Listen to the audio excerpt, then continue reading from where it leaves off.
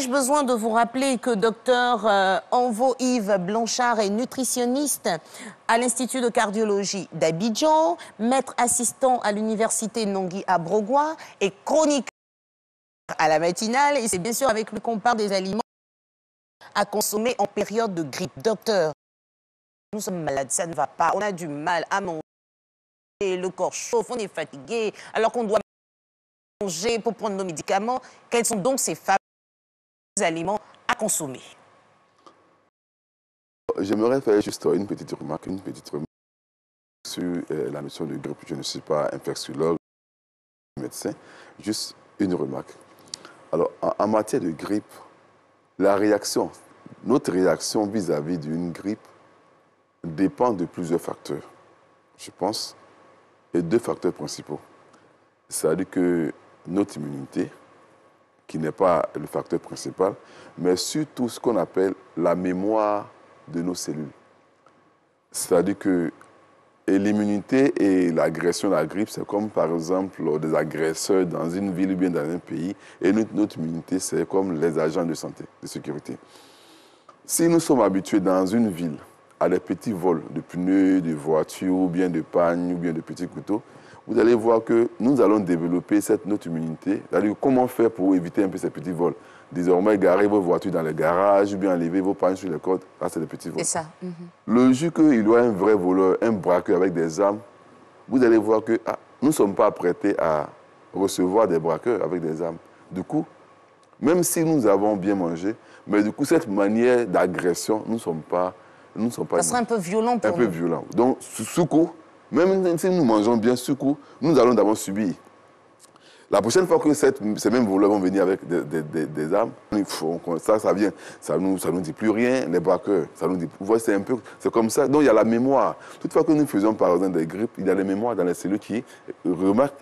Maintenant, pour que nous soyons sensibles, il faut qu'il y ait d'autres formes. C'est un peu comme ça que le corps réagit. Mais toutefois, il faut chaque fois apprêter.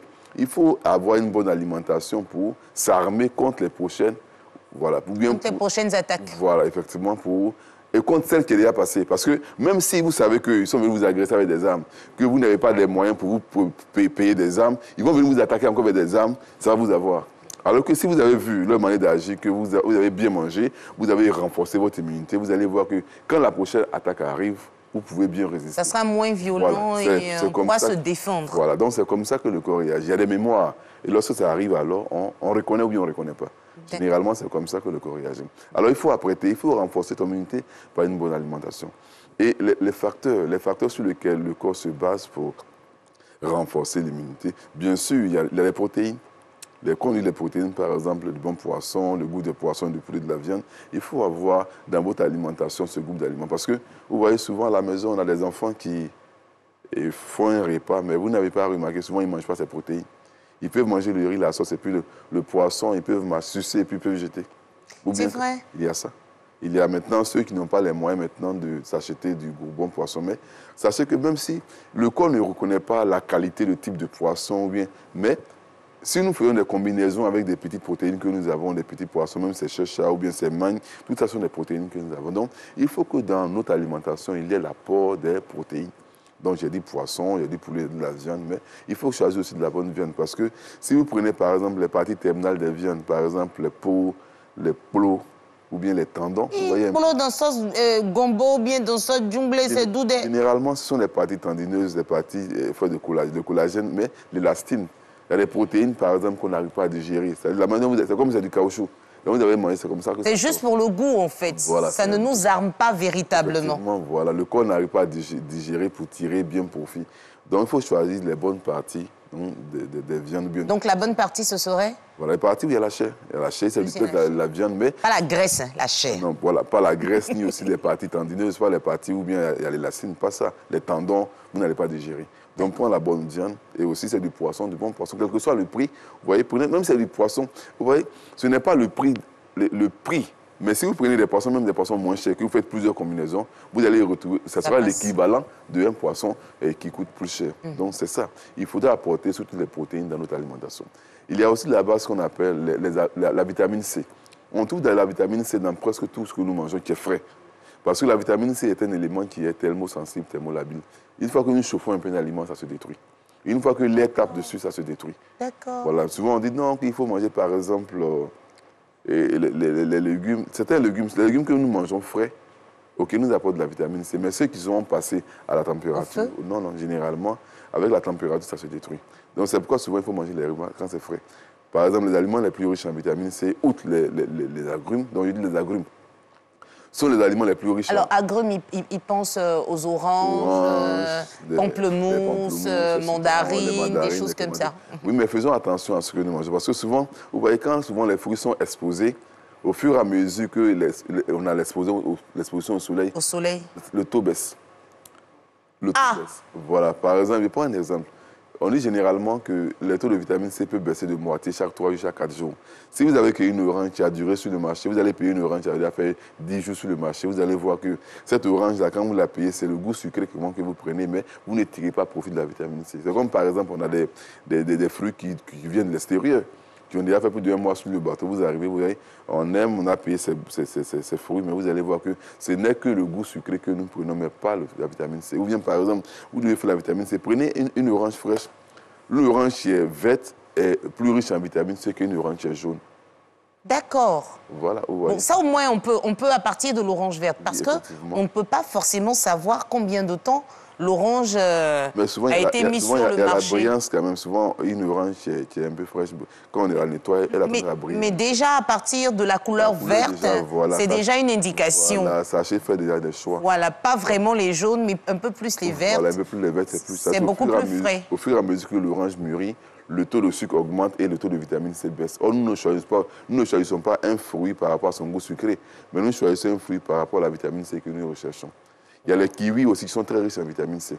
Oui, c'est pas très bon, et puis c'est cher. C'est cher. Non, nous recherchons... Beaucoup de personnes, en fait, quand moi ça passe sur ma langue, ils disent, oui. On dit c'est bon pour la santé. Les oranges font près de 45 à 50 mg de vitamine C pour 5, alors que les kiwis font 100 mg. Vous voyez un peu, donc c'est encore plus, c'est doublé. Donc on a ce groupe d'aliments très riches en vitamine C. On a les goyaves. Les goyaves sont très riches en vitamine C, comme aussi les persils. Mais retenons que tous les aliments que nous allons faire et passer à la température peut être carrément leur teneur en vitamine C. Et puis, il est intéressant de prendre une orange, de la presser, de prendre un fruit quand c'est frais. Parce que ce que nous trouvons souvent dans manufacturé ou bien fabriqué, c'est pas sûr que ces aliments-là ont conservé. On dit sans conservateur, mais c'est pas toujours vérifié. Mais lorsque nous parlons de la vitamine C, par exemple, est-ce que durant la fabrication, est-ce que nous avons maintenu le taux de vitamine C, parce que la technologie appliquée peut permettre, par exemple, avec l'air, la lumière, peut permettre à la vitamine C de se dégrader. C'est pourquoi souvent, il y a dans certains pays où on demande qu'on puisse ajouter. C'est-à-dire que lorsqu'on finit de fabriquer un jus de fruits aussi naturel comme industriel, je ne sais pas comment ça marche, mais il faudra souvent apporter un peu de la vitamine C pour garantir quand même une qualité. Donc, il y a ceux-là. Donc, j'ai parlé, par exemple, des protéines, j'ai parlé de la vitamine C. Il y a aussi des aliments tels que riches en zinc, comme, bon, bien sûr, les poissons, le zinc, les minéraux, le zinc et le sélénium, qui aident à renforcer notre immunité. Ce sont des minéraux, voilà, des micronutriments qui jouent un rôle très, très important. Alors là, on va vous permettre de nous parler maintenant des soupes qu'on prend, ou même de ces mixtures, des thés chauds. Est-ce que c'est recommandé? Là, il ne nous reste qu'une seule minute pour faire le point, justement, parce que tout le monde est au citron, au gingembre, au thé chaud, au miel. Est-ce qu'on peut mélanger tout ça? C'est pas dangereux? Même souvent, dans certains produits pharmaceutiques, vous allez trouver qu'on trouve, par exemple, du citron au miel un peu pour déboucher la voie nasale, pour déboucher un peu. Mais ce n'est pas la solution pour lutter contre une grippe. Ça peut nous soulager. D'abord, c'est psychologique, mais aussi ça nous permet de calmer un peu une toux. Donc, ça peut nous débarrasser un peu de ces petits symptômes-là. Mais les choses les plus importantes, c'est de respecter un peu les conditions d'hygiène comme le brosseur de soie. D'accord. On peut le prendre juste pour nous soulager, mais ce n'est pas la solution définitive. Voilà. Retenons que la mémoire des solutions les plus importantes. Voilà. Lorsque nous avons fait une maladie, lorsque la prochaine maladie arrive, nous sommes mieux armés de l'affronter que quand elle est nouvelle. Merci beaucoup, docteur Anvo. Attention donc à ce que nous consommons. On peut prendre du thé bien chaud, du miel, du citron, d'accord, mais ce n'est pas un médicament, c'est juste pour nous soulager. Voyons nos médecins et puis n'oublions pas que notre corps a une mémoire. Donc n'attendons pas aussi d'être malade pour bien nous alimenter. Il nous a donné tous ces exemples-là et permettez-moi de lui dire merci. Rappelons que c'est docteur Anvo Yves Blanchard, nutritionniste à l'Institut de cardiologie d'Abidjan, maître assistant à l'université Nongui à Brogua, qu'on va retrouver avec beaucoup de plaisir la semaine prochaine avec Thierry Angeval. Merci docteur, excellente journée à vous. Et puis avec vous, on souhaite prompt rétablissement à tous ceux qui sont couchés et qui nous suivent quand même. Et retrouvons-nous dans la santé par la grâce de Dieu.